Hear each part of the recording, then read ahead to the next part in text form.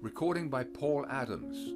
The Art of Public Speaking by Dale Carnegie and Joseph Berg Esenwein. Section 41, Appendix D, Speeches for Study and Practice, John W. Wescott, nominating Woodrow Wilson. At the National Democratic Convention, Baltimore, Maryland, June 1912. The New Jersey delegation is commissioned to represent the great cause of democracy and to offer you, as its militant and triumphant leader, a scholar, not a charlatan, a statesman, not a doctrinaire, a profound lawyer, not a splitter of legal hairs, a political economist, not an egotistical theorist, a practical politician who constructs, modifies, restrains, without disturbance and destruction, a resistless debater and consummate master of statement, not a mere sophist, a humanitarian, not a defamer of characters and lives, a man whose mind is at once cosmopolitan and composite of America, a gentleman of unpretentious habits, with the fear of God in his heart and the love of mankind exhibited in every act of his life. Above all, a public servant who has been tried to the uttermost and never found wanting, matchless, unconquerable, the ultimate Democrat, Woodrow Wilson. New Jersey has reasons for her course. Let us not be deceived in our premises.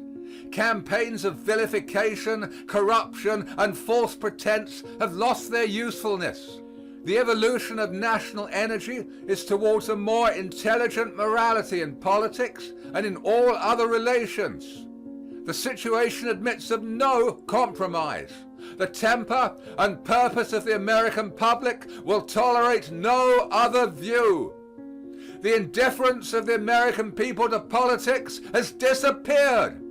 Any platform and any candidate not conforming to this vast social and commercial behest will go down to ignominious defeat at the polls.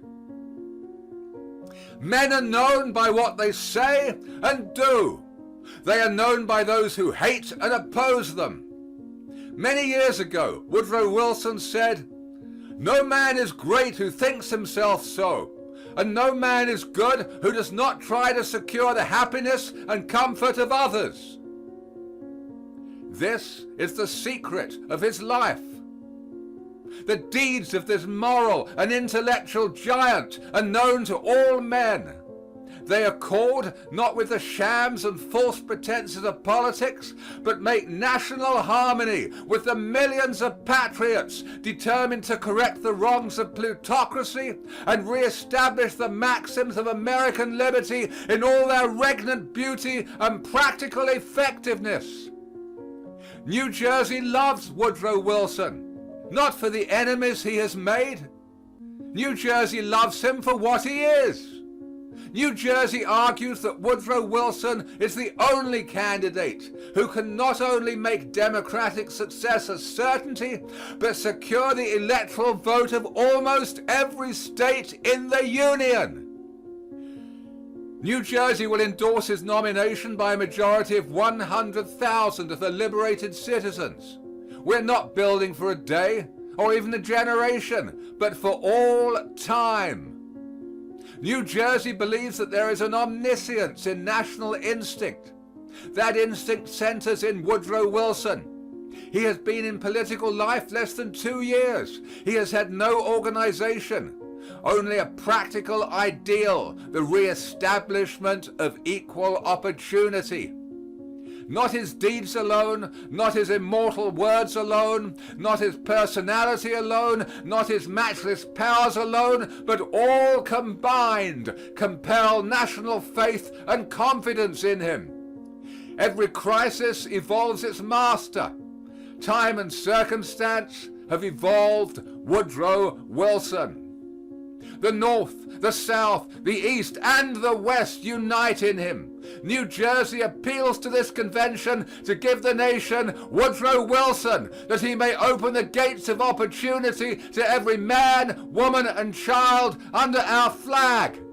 by reforming abuses and thereby teaching them, in his matchless words, to release their energies intelligently, that peace, justice, and prosperity may reign.